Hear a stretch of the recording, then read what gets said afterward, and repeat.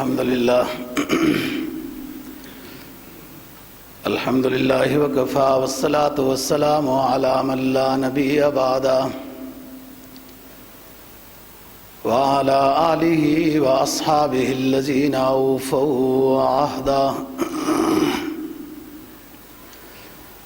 الذين هم خلاصة العرب الأربع وخير الخلائق بعد الأنبياء. أما بعد فأعوذ بالله من الشيطان الرجيم بسم الله الرحمن الرحيم. يا أيها الذين آمنوا لا تبطلوا صدقاتكم بالمن والأذى كالذي ينفق ماله رئاء الناس ولا يؤمن بالله واليوم الآخر. قال النبي صلى الله عليه وسلم من سمع الله به ومن يرائي الله به. صدق الله العظيم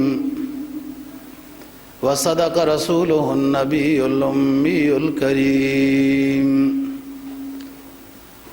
ونحن على ذلك لمن الشاهدين والشاكرين والحمد لله رب العالمين.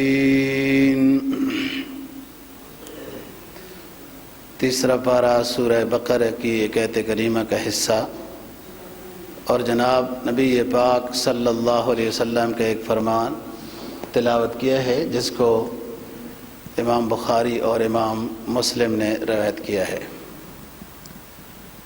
فرمایا اللہ رب العزت نے یا ایھا الذین آمنوا لا تبطلوا صدقاتکم بالمن والاذی. اے ایمان والو اپنے صدقات و خیرات کو ضائع نہ کرو احسان جتلا کر، جس کو دیا اس کو تکلیف پہنچا کر یا ریاکاری کر کے. کالذی رعاء الناس ولا یؤمن باللہ والیوم الآخر.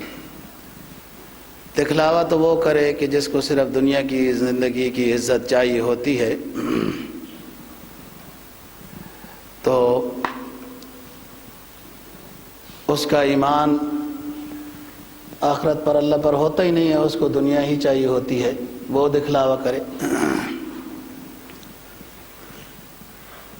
جناب نبی پاک صلی اللہ علیہ وسلم کا جو فرمان تلاوت کیا ہے، فرمایا جو شخص ریاکاری کرتا ہے اللہ اس کو رسوا کرتا ہے،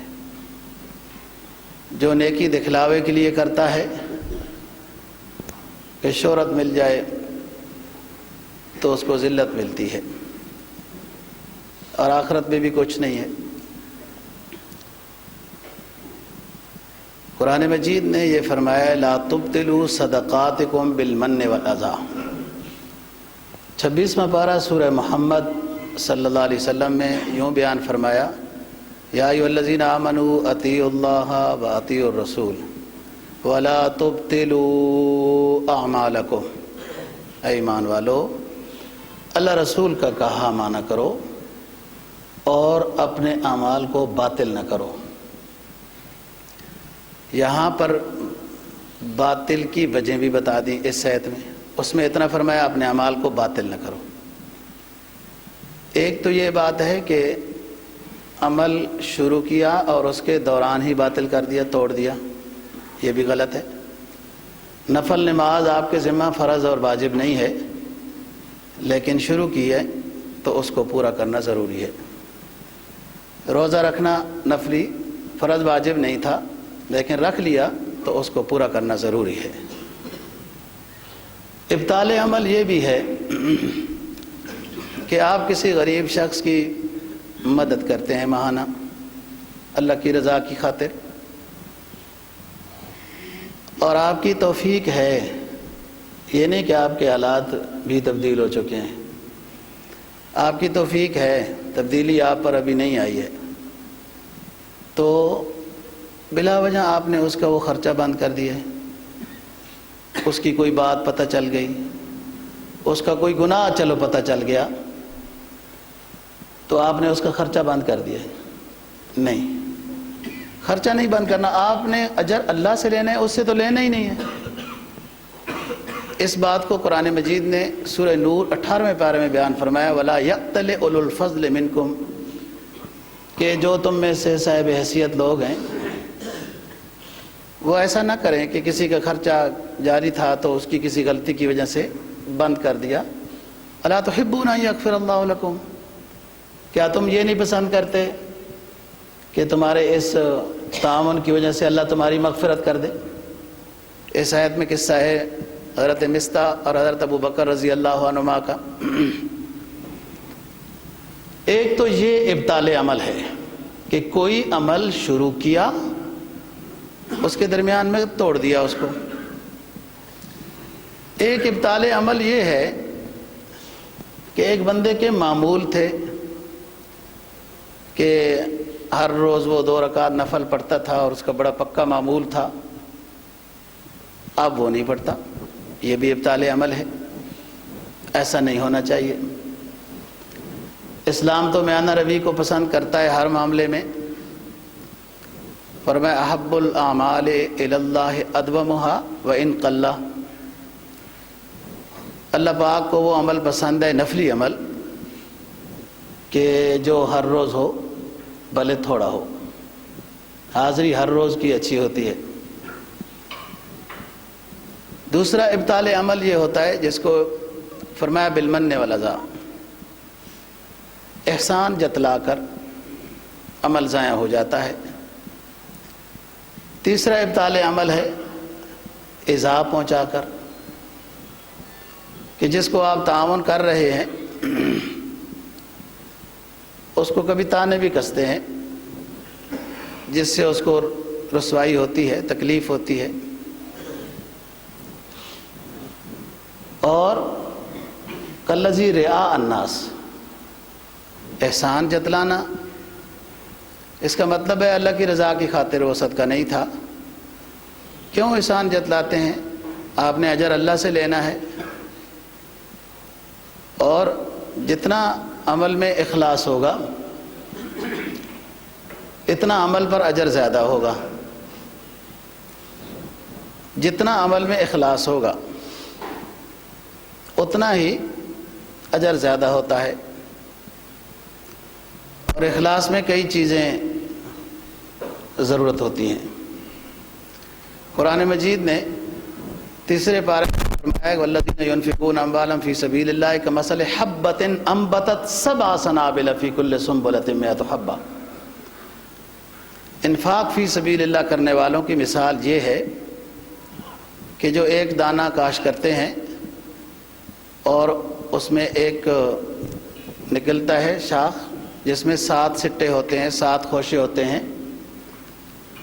ہر خوشے میں 100 دانہ ہے، ایک دانے کے بدلے میں اس بندے کو 100 دانے 700 مل گئے۔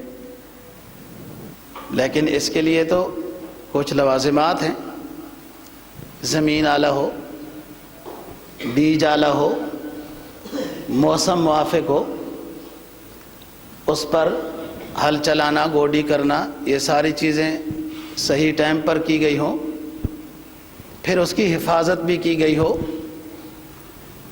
کہ ہمارا فصل ضائع نہ ہو جائے، پھر کاٹنے میں بھی اس کا خیال رکھا گیا ٹائم پر اور اس کو محفوظ کیا گیا ہے۔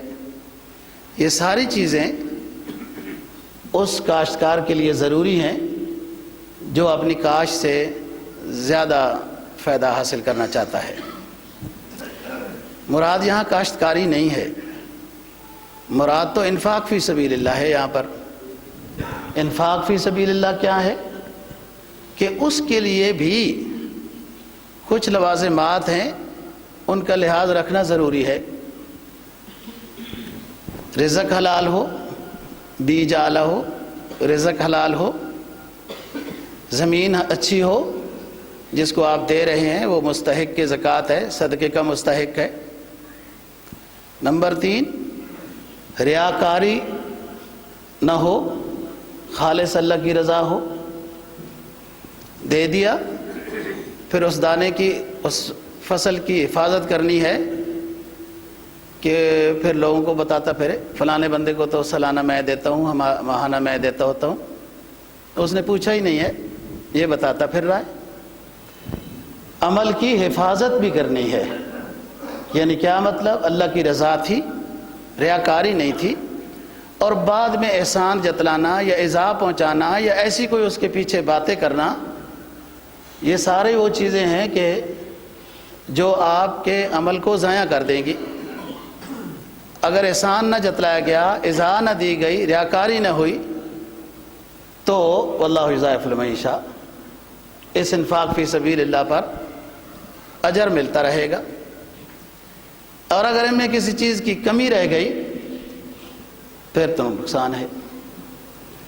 اور اس شعبے میں، اللہ کی رضا والے شعبے میں، صوفیاء تو لکھتے ہیں کہ ہر وقت اپنی نیت کا جائزہ لیتا رہے۔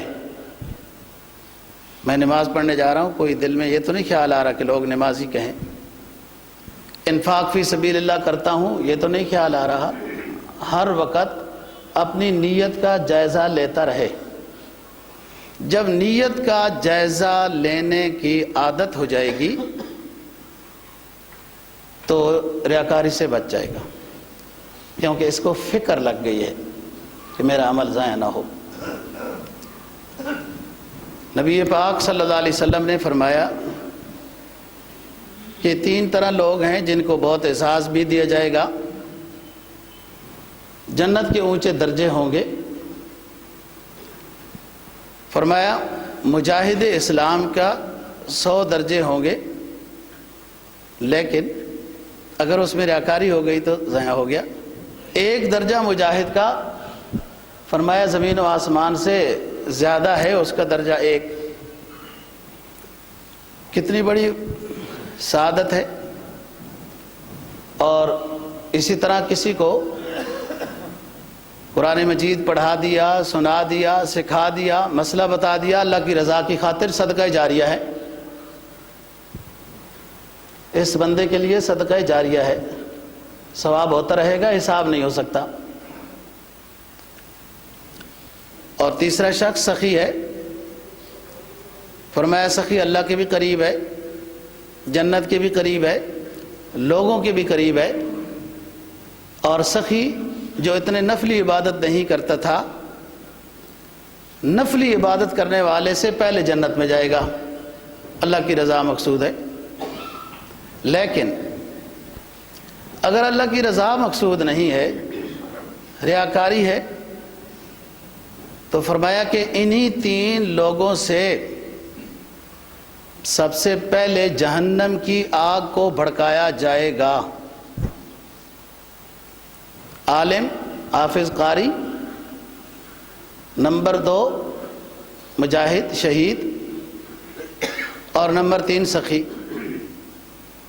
کام کتنے اونچے ہیں، کتنے اعزاز کے ہیں، لیکن ذرا سی نیت کا فرق آ گیا تو یہ اتنے اونچے کام، زیرو نہیں، زیرو تو مطلب یہ ہوتا ہے کہ چلو کچھ نہیں ملا، یہ صرف زیرو نہیں بلکہ جہنم کے عذاب کی طرف دھکیل دیے گئے۔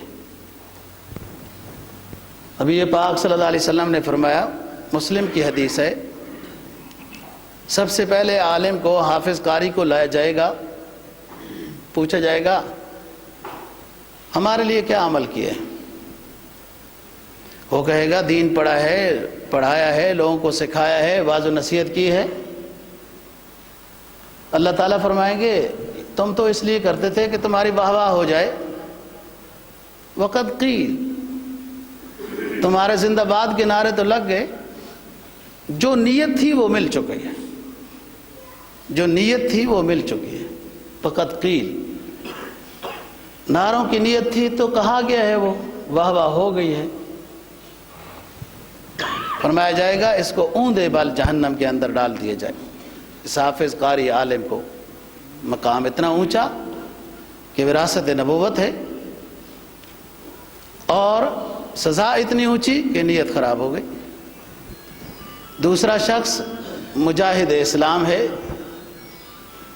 جو مسلمانوں کے قافلے میں شریک تھا،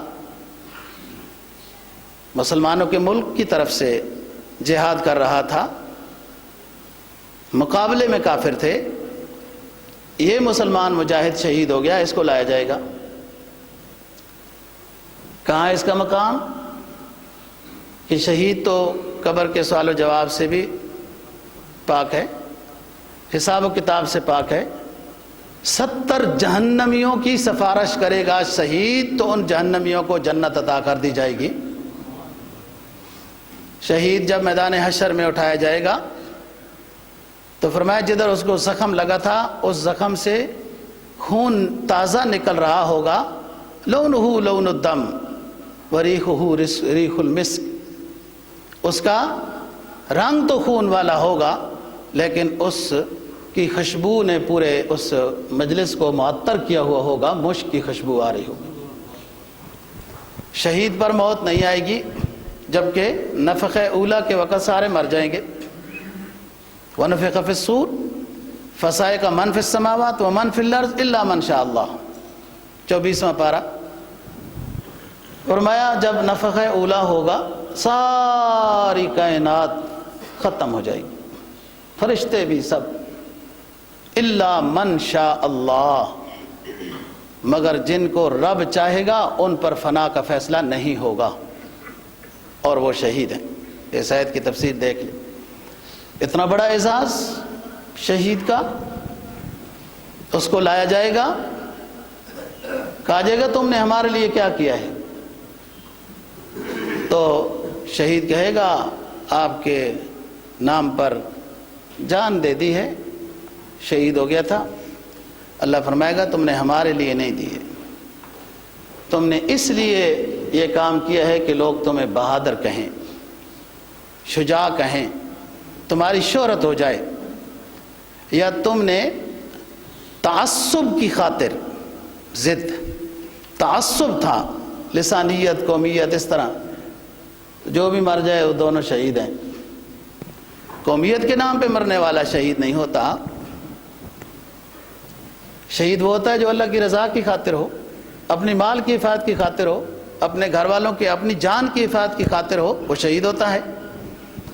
فرمایا تم نے ریاکاری کے طور پر شہادت دی تھی کہ نام و نمود ہو جائے، وہ ہو گیا، ہمارے لیے کچھ نہیں لائے ہو، حکم ہوگا اس کو جکڑ کر جہنم میں منہ کے بل پھینک دیا جائے۔ تیسرا شخص سخی لایا جائے گا، اس سے پوچھا جائے گا تم کیا لے کے آئے ہو،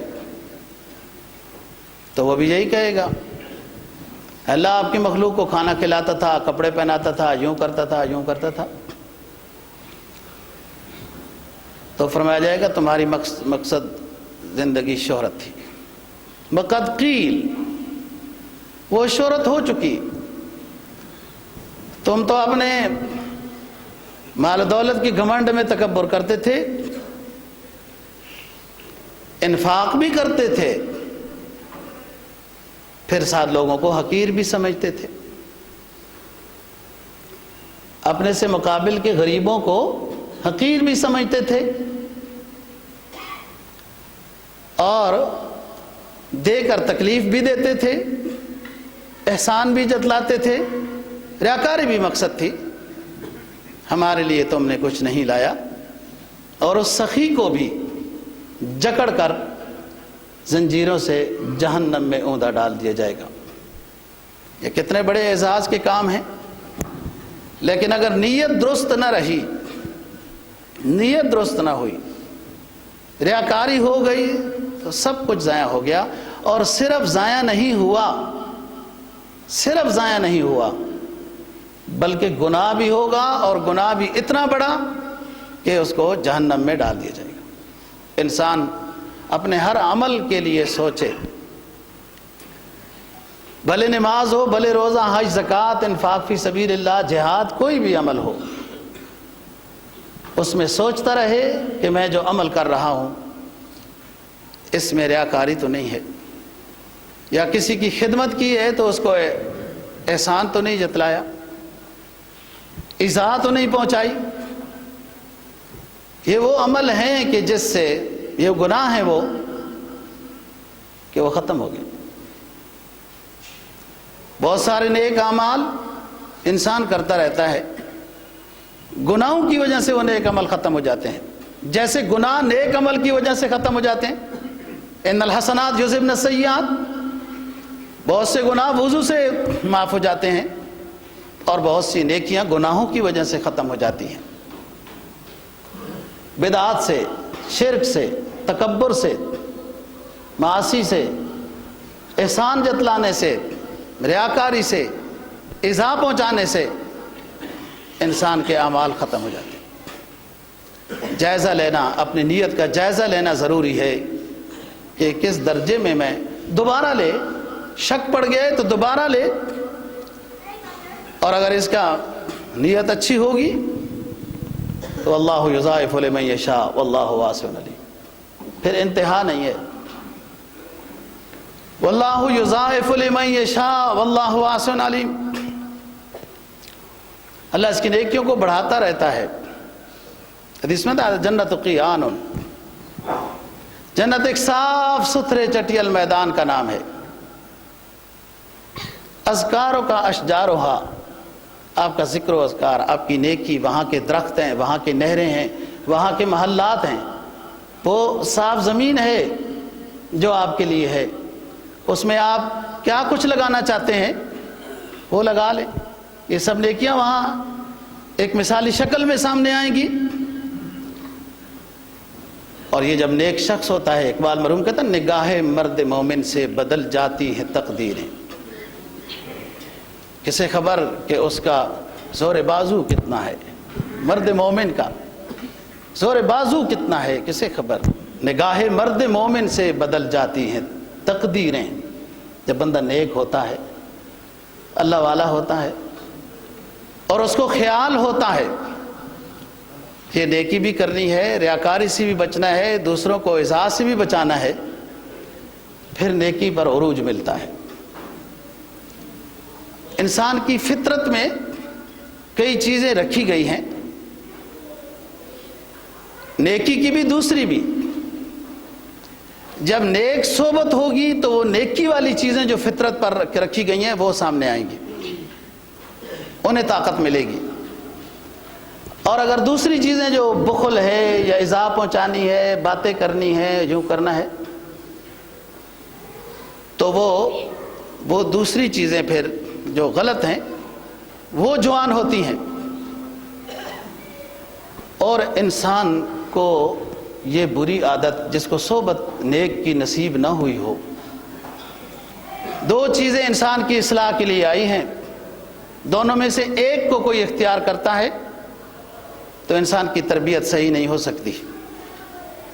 کتاب اللہ، رجال اللہ، اللہ کی کتاب سے نصیحت لینی ہے، اور اللہ والوں کی صحبت کے ساتھ۔ خود جو پڑھے گا کوئی اور چیز بنے گا، کسی نیک کی صحبت میں رہ کر انسان اپنی نفس کی تربیت کرے گا تو ہوگا تو 20 سال کا، جس کے خون کی حدت بڑی زوروں پر ہوتی ہے، لیکن اس کو بات کرنے کا ڈھنگ آئے گا، بیٹھنے کا، ملنے کا، بڑوں کے ادب کا، چھوٹوں سے بات کرنے کا، اس کو ساری تربیت، وہ جو نبوت کی وراثت ہے وہ اس کو حاصل ہوگی، اس نے ایک حاصل کی ہے۔ اور اگر نہیں، ایسی من کان فی ہذہ اعمی وہو فی الآخرۃ اعمی واضل سبیلا، اندھا رہا تو آخرت میں بھی اندھا ہی ہوگا۔ کیوں اندھا رہا؟ فرمایا من اعرض عن ذکری فإن له معیشۃ ضنکا ونحشره یوم القیامۃ اعمی، میدان حشر میں ہم اس کو نابینا اٹھائیں گے جو ہماری نصیحتوں سے منہ موڑتا رہا۔ کتاب اللہ رجال اللہ، یہ صحبت ضروری ہے۔ پھر انسان کو ہر وقت فکر لگی رہتی ہے میری نیکی ضائع نہ ہو جائے، کہیں میں ایسی بات نہ کر لوں کسی کو تکلیف نہ ہو جائے۔ یہ صحبت کی میں نے بتایا نا، وہ 20 سال کا بندہ ہوگا، وہ رشک ملائکہ ہوگا کہ نیک کی صحبت اور تربیت حاصل نہیں، 40 سال عمر عزیزت گزشت، مزاج تو ازحال طفلی نہ گشت۔ شیخ سعدی کہتے ہیں 40 سال تو عمر ہو گئی ہے، مزاج میں ابھی وہی بچپنی ہے، سیدھی بات بھی کرتا ہے تو ایسا لگتا ہے جیسے لاٹھی ماری ہے۔ بہت سے حکمت و تدبر کے بادشاہ بڑی اونچی حق کی بات بھی کہہ جاتے ہیں اور لگتا ہے کہ مٹھائی تقسیم کی ہے۔ شیخ تو کہتے ہیں نا یہ تکبر کی علامت ہے۔ اور تکبر آتا کیسے ہے؟ کہ جب صحبت صالح نہ ہو۔ تکبر بعض دفعہ تو پیسے سے آتا ہے، بعض دفعہ صحت وغیرہ سے بھی آ جاتا ہے، زمین زیادہ ہو اس سے بھی آ جاتا ہے، پیسے سے زیادہ آتا ہے، علم سے بھی زیادہ آتا ہے۔ بعض دفعہ تکبر نیکی کرنے سے بھی آ جاتا ہے، اپنے آپ کو بندہ کچھ بڑا سمجھنے لگ جاتا ہے، دوسروں کو حقیر سمجھتا ہے۔ آپ نیک لوگوں کی بات پڑھیں 21ویں پارے میں، فرمایا وَهُمْ بِالْأَسْحَارِ يَسْتَغْفِرُونَ، اللہ والے صبح اٹھتے ہیں، تہجد کی نماز ادا کرتے ہیں، جب فارغ ہوتے ہیں تو اپنے معبود کے سامنے اپنی نیکی پر استغفار کرتے ہیں کہ اللہ تیری شان کے مطابق نیکی نہیں ہوئی۔ یہ نیک کی علامت ہے۔ اور آگ کے تکبر سب سے خطرناک ہوتا ہے۔ انسان کو اپنا استاد بھی نظر نہیں آتا، یہ مال تھوڑا ہو عزت سے گزارا ہوتا رہے نا، یہ بھی اچھا ہوتا ہے۔ بہت زیادہ آ جائے تو ماں باپ بھی بھول جاتے ہیں، استاد بھول جاتے ہیں، والدین بھول جاتے ہیں، اپنے مرشد بڑے احترام ختم۔ کیوں کہ اس کو تو اپنے مال کا غرور ہوتا ہے، پھر تکبر میں آ جاتا ہے کہ میرے پاس مال ہے تو حقیر لوگ فضول لوگ ہیں، ان کے پاس ہے کیا؟ یہ مولوی لوگ کیا ہوتے ہیں، ان کے پاس ہے کیا؟ یہ فلانا حافظ کیا ہوتا ہے، یہ فلانا جو کام کرتا ہے ہماری صفائی کرتے ہے، یہ حقارت ہے۔ مال کس نے دیا اسے سمجھ نہیں ہے، کیونکہ اس کی نیک صحبت نہیں ہے، تربیت صحیح نہیں ہوئی ہے۔ شیخ سعدی کہتے ہیں نا، فرمایا تکبر عزازیل را خار کرد، بزندان لعنت گرفتار کرد۔ شیطان نے تکبر کیا، زنجیروں سے جکڑا گیا، جنت سے پھینکا گیا، قیامت تک کے لیے ایسے متکبر پر لعنت برستی رہے گی، کیونکہ اللہ کے حکم کو نہیں مانا، آدم کو حقیر سمجھا، یہ نہیں سمجھا کہ حکم کس نے دیا، یہ دیکھنے لگا کہ سجدہ کس کے سامنے کرنا ہے، یہ تو نہیں دیکھنا تھا، حکم کرنے والے کو دیکھنا تھا۔ جسے خبر نہیں کہ عظمت بشر کیا ہے، جسے خبر نہیں کہ عظمت بشر کیا ہے، خدا پناہ دے بندے کو ایسے مومن سے، جسے انسانیت کا ہی پتہ نہیں کہ اتنی اونچی چیز ہے انسانیت، کہ جب اللہ کے قریب جائے تو رشک ملائکہ ہوتا ہے، تو کسی کو تو حقیر نہیں سمجھنا۔ پیسہ آپ کے پاس آئے آزمائش آئی ہے، یہ ایسا نہیں ہے، یہ آزمائش ہے۔ غربت بھی آزمائش ہے، لیکن عموماً غربت میں تو لوگ پھر بھی رجوع اللہ کر لیتے ہیں، پیسہ زیادہ آئے تو سب بھول جاتے ہیں، بڑوں کا احترام ختم، اساتذہ کا احترام ختم، اپنے چھوٹوں سے پیار ختم، پیسے کی وہ نشے میں ہے، تکبر آ گیا ہے۔ اور المال المال مالی المال مالی کا نعرہ لگنے لگا۔ نبی پاک صلی اللہ علیہ وسلم نے امم سابقہ کے 3 شخصوں کا واقعہ بیان کیا، جس کو امام بخاری نے روایت کیا ہے۔ فرمایا 3 شخص تھے، الگ الگ وادیوں میں رہتے تھے اور تینوں غریب تھے۔ ایک برس کی بیماری، کوڑے میں مبتلا تھا اور غریب تھا۔ دوسرا گنجا تھا اور غریب بھی تھا۔ لگتا یہ ہے کہ پرانے زمانے میں گنجے پن کو بیماری سمجھا جاتا تھا، اب تو ایسا نہیں ہے۔ جب کثرت زیادہ ہو جائے تو وہی رواج بن جاتا ہے۔ اور تیسری چیز، ایک نابینا تھا، غریب بھی تھا۔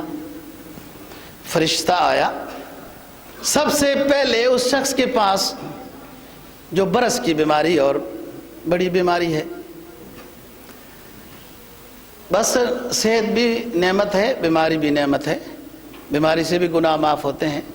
ہم کمزور ہیں، دعا یوں کرنی چاہیے کہ اللہ تعالیٰ ہم کمزور ہیں، ہمیں صحت کی نعمت عطا فرما، بیماری کی نعمت سے نجات نصیب فرما۔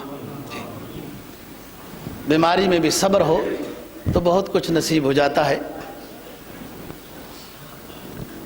تو فرشتہ آیا اس بندے کے پاس جو برس کی بیماری میں مبتلا تھا، اس سے پوچھا آپ کو کیا چاہیے؟ وہ کہتا ہے پہلے تو میری اس بیماری کو دور ہونا چاہیے کہ لوگ مجھ سے نفرت کرتے ہیں۔ تو اس نے دعا کی، ہاتھ پھیرا، اللہ نے اس کو ٹھیک ٹھاک کر دیا، اس کی جلد اچھی ہو گئی، پر رونق ہو گیا۔ پھر کہا کہ اور کیا چاہیے تمہیں، پسند کیا ہے مال و دولت میں سے؟ اس نے کہا اونٹ پسند ہے۔ اس کی دعا سے، وہ تو امتحان تھا، ایک حاملہ اونٹنی دے دی گئی۔ یہ سب ہمارے لیے نصیحت ہے، ہم سب نے توجہ سے سننا ہے۔ تو حاملہ اونٹنی ملی اور بس آگے چلا وہ شخص۔ گنجے کے پاس آیا، کہا بھائی تمہیں کیا چاہیے؟ کہا لوگ مجھے تانے دیتے ہیں، معاشرے میں ذلت ہوتی ہے، میرا گنجا پن ٹھیک ہو جائے۔ اس نے ہاتھ پھیرا، دعا دی، اللہ کے امر سے شفا مل گئی، بال آ گئے۔ کہا اور کیا چاہیے؟ مال و دولت میں سے؟ کہا مجھے گائے بہت پسند ہے، حاملہ گائے مل گئی۔ اب آگے چلا، تیسری جگہ پہنچا، وہ نبینے کے پاس، کہا کیا چاہیے حافظ صاحب؟ کہا حضرت آنکھیں مل جائیں بہت بڑی اللہ کی نعمت ہے۔ دعا کی، ہاتھ پھیرا، اللہ کے امر سے شفا ہو گئی، اللہ نے آنکھیں عطا کر دی۔ آلات بھی جو شفا دیتے ہیں وہ بھی اللہ کے امر سے ہوتا ہے، گولیاں بھی جو شفا دیتی ہیں وہ بھی اللہ کے امر سے ہوتا ہے، کسی کی دعا سے بھی اللہ شفا دیتا ہے، وہ بھی اللہ سے، اللہ ہی شفا دیتا ہے۔ وہ جو دعا کرنے والا ہے وہ بھی اس میں اعظم پڑھتا ہے، یوں پڑھتا ہے تو اللہ کا ہی امر ہوتا ہے نا۔ حدیث میں آتا ہے نا، کسی کو اس میں اعظم چاہیے تو سورہ حشر کی آخری آیات کا ورد پکا رکھے، هو اللہ الذی لا الہ الا هو عالم الغیب والشہادہ۔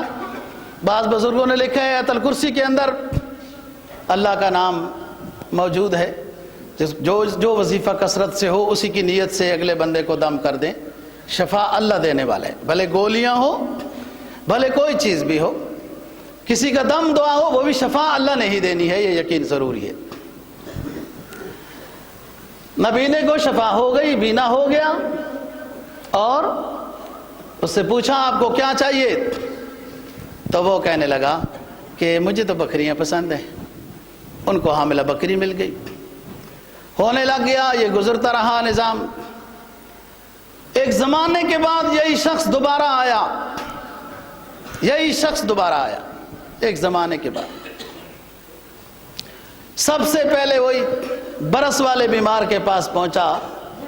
جس وادی میں وہ رہتا تھا وہ وادی ساری اونٹوں سے بھری ہوئی تھی، اتنا اللہ نے اس کو رزق میں برکت عطا کی ہے۔ اس کو کہا بھئی ماشاءاللہ بڑا اللہ نے آپ کو تو نوازا ہے، رزق دیا ہے، اتنا مال و دولت ہے، تو کچھ اللہ کے نام پر بھی دے دو.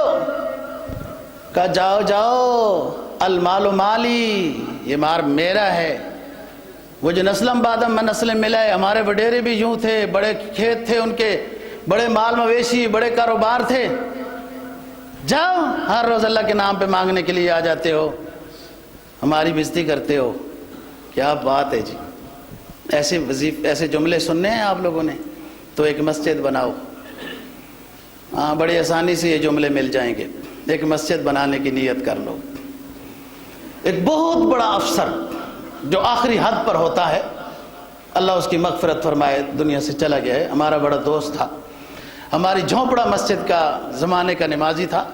بہت سارے نمازی تو قالینیں بچھی ہوئی ہیں نا جی، اب آئے ہیں. اب مولوی صاحب کا کوٹ بھی دیکھتے ہیں، اس کی کرسی بھی دیکھتے ہیں تو کہتے ہیں اللہ یہ مولوی صاحب، یہ شان و شوکت. انہیں کیا خبر، جن راہوں سے ہم گزرے تھے دشوار ضرور وہ راہیں تھیں. ہر ایک مسافر کے لب پر کچھ نالے تھے، کچھ آہیں تھیں. انہیں کیا خبر، انہیں تو اپنا کاروبار عزیز، اپنی چیزیں عزیز. اور یہی دیوانے ہیں جنہوں نے اپنے زندگیوں کو وقف کر دیا اسلام کی خدمت کے لیے. یہی دیوانے ہیں. کیوں ہمارے ذہن، ہماری صلاحیتیں ایسی نہیں ہیں کہ ہم دنیا میں مصروف ہوتے تو دنیا نہ کما سکتے. کیوں نہیں؟ میں نے بہت علم جو نہیں پڑھے دنیاوی، وہ مجھے الحمدللہ ایک مطالعے سے حاصل ہو گئے. آپ بہت ساری چیزیں میرے تقریر بیان کے درمیان میں وہ سنتے ہوں گے کہ یہ کیا بات ہے. سب سے اونچا علم اللہ کی کتاب ہے، قرآن مجید کا حفظ ہے، جو اللہ نے اس نعمت سے ہمارے والد کو، ہمارے سارے بھائیوں کو بھی نوازا ہے. اولاد میں بھی یہ اللہ کی نعمت آنا شروع ہو گئی الحمدللہ. تو جھوپڑا مسجد کا نمازی، میں نے کہا نا بہت سارے نمازی، ان کے پاس میری قدر نہیں ہے. انہوں نے مجھے شان و شوکت میں دیکھا ہے. قدر فیض صاحب کے پاس ہے، قدر ان دو چار اور کے پاس ہے کہ جنہوں نے ہمیں روڑوں پر نماز پڑھتے دیکھا ہے. بارش کی موسلادھار بارش کے درمیان نماز پڑھتے دیکھا ہے. جمعے کا دن تھا، جھونپڑا مسجد تھی، بڑا رش ہوتا تھا. درمیان جمعے کے بارش آ گئی. میں نے اعلان کیا ساتھیوں دعا کرو سپیکر صرف محفوظ ہو جائے کہ آپ تک آواز جائے، اور ٹک جاؤ اپنی جگہوں پر. اپنے سوٹ بوٹ، اپنی سلواریں اور اپنے پینٹ پتلونیں آج نماز ادا کرتے ہوئے گیلی کر دو. کیوں نہ تم میں سے کوئی ایسا درویش بھی ہو جو اللہ کے ہاں اتنا قبول ہو، مسجد کا نقشہ منظور ہو جائے. ہم نے وہ ایک ہی نماز جمعے کی موسلادھار بارش میں ادا کی کہ الحمدللہ. اس کے بعد اور میرے ساتھیوں نے بھی کمال کر دیا، کوئی پیچھے برآمدوں میں نہیں گئے، سیدھی بارش کے اندر نماز کو ادا کیا ہے. تو وہ جانتے ہیں ہمیں. بعد کے جو قالینیں بچھی ہوئی تھی تو آئے، وہ ہمیں کیا جانتے. اللہ ہدایت نصیب فرمائے. اپنے استاد کی، اپنے امام کی، اپنے علماء کی، جہاں کہیں بھی ہوں، اپنے شیخ کی قدر نصیب فرمائے. سب کچھ ملتا ہے پھر. جی میں نے کہا جھونپڑا مسجد تھی، روڑوں پر نمازیں تھیں وغیرہ، یہ صورتحال تھی. لوگ ہمیں قبضہ گروپ سمجھتے تھے، اس لیے نماز بھی پڑھنے نہیں آتے تھے. اور یہ نہیں پتہ تھا کہ وقت کا جنرل ضیاء الحق مرحوم سن 83 میں اس پلاٹ کو مسجد کے نام پہ الاٹ کر کے گیا، اور اس مولوی صاحب نے سن 83 میں درس نظامی پڑھنا شروع کیا تھا، اور سن 93 میں یہ مولوی فارغ ہوا، اور وہ مسجد جس کا پلاٹ الاٹ ہوا 83 میں، 93 میں اس مولوی کو عطا کی گیا ہے. کیا قدرت کا نظام تھا. پھر ہم مرحلے گزرے تو وہ اتنا بڑا افسر تھا دوستو، اتنا بڑا افسر. میں نے اس کو کہا کہ نقشہ ہمارا فلانے مرحلے میں پہنچا ہوا ہے، تو تھوڑا ہر لحاظ سے خدمت کرنی چاہیے، ہر طرح محنت بھی کرنی چاہیے. کہتے مولوی صاحب کام تو بہت اچھا ہے، لیکن میں اگر مسجد کے نقشے کی منظوری کی بات کروں تو میرے لیول میں فرق آتا ہے. دیکھو اب اندازہ لگاؤ. تو اب یہ 3 بندوں کا واقعہ آپ نے سنا. اب آئیے واپس. ابرس کے پاس گیا تو وہ کہتا مال میرا ہے، جاؤ یہاں سے، چلے جاؤ یہاں سے. ہر روز مانگنے کے لیے آ جاتے ہو. جیسے بعض لوگ کہتے ہیں مولوی صاحب ہر روز جمعے میں چندہ کرتا ہے، تو چندہ مولوی صاحب اپنے لیے نہیں کرتا، سہولتیں ساری استعمال کر رہے ہو۔ ایک عشاء کی نماز پڑھتا ہے بندہ کبھی کبھی، پکا نمازی نہیں، کبھی کبھی، تو مسجد میں ماہانہ اندر پیسے دے کے تو رسید لیتا ہے، تو میں جو حکم ہے میں یہی کہتا ہوں شکریہ، جزاکم اللہ خیر، جزاکم اللہ خیر۔ کہتے ہیں مولوی صاحب اللہ اجر دے گا، وہ دیتا ہے، تو میں تو اس لیے دیتا ہوں یہ پیسے کہ میں عشاء کی نماز یہاں پڑھتا ہوں، قالین صاف ملتی ہے، لائٹ آن ہوتی ہے، پانی وضو کا ہوتا ہے، پنکھا چلانا چاہیں تو وہ چل سکتا ہے، تو اس پر خرچہ ہوتا ہے، میں اس لیے دیتا ہوں۔ اور بعض لوگ دیتے ہیں تو پتہ نہیں دیتے ہیں، میں جو دیتے ہیں وہ بات نہیں کرتی، میں معافی چاہتا ہوں۔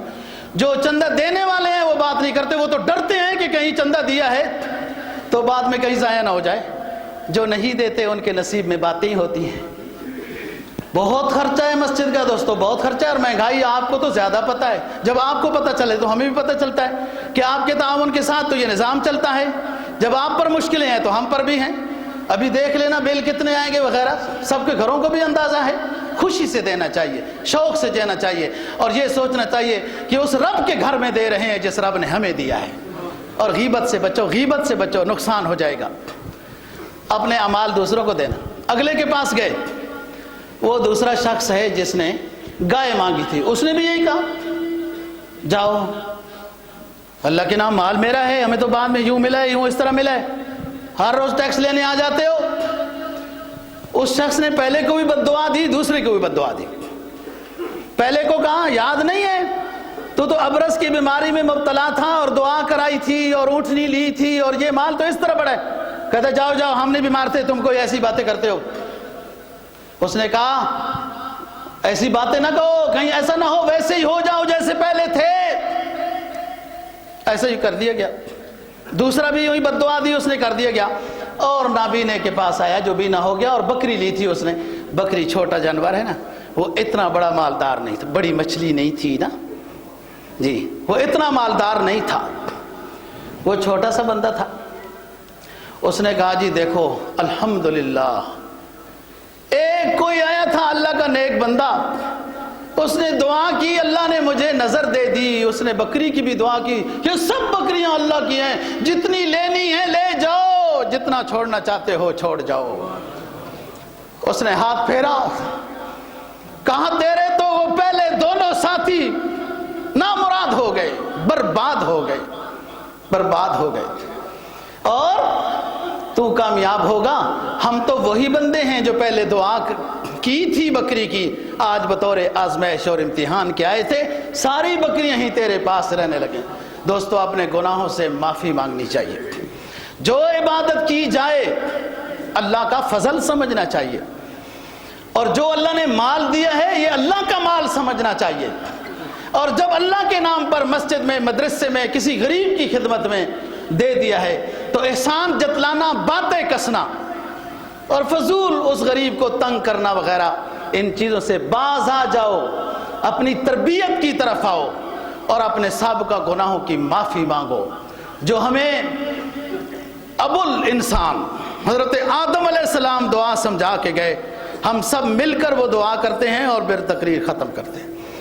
فرمایا ربنا ظلمنا انفسنا وَإِن لَّمْ تَغْفِرْ لَنَا وَتَرْحَمْنَا لَنَكُونَنَّ مِنَ الْخَاسِرِينَ۔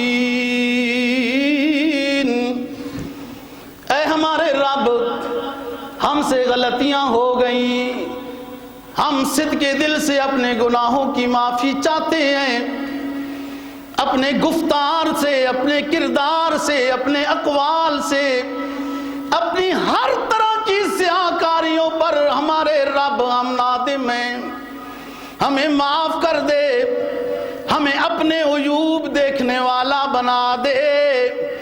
پڑی جب اپنے عیوب پہ نظر تو جہاں میں کوئی برا نہ رہا۔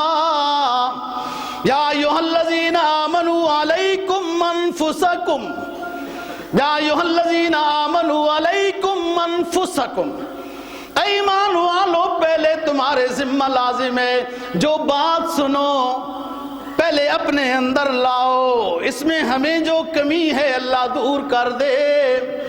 اے ہمارے رب ہمارے گناہوں کو معاف فرما، ہماری ماضی سیاہیوں سے بری ہوئی ہے اس پر معافی اور مغفرت کی قلم پھیر دے، اور اگر آپ نے ہمارے گناہوں کو معاف نہ کیا تو دنیا آخرت میں خسارے والوں میں سے ہو جائیں گے۔ اللہ دین کی سمجھ اور عمل کی توفیق نصیب فرمائے۔ وآخر دعوانا الحمدللہ۔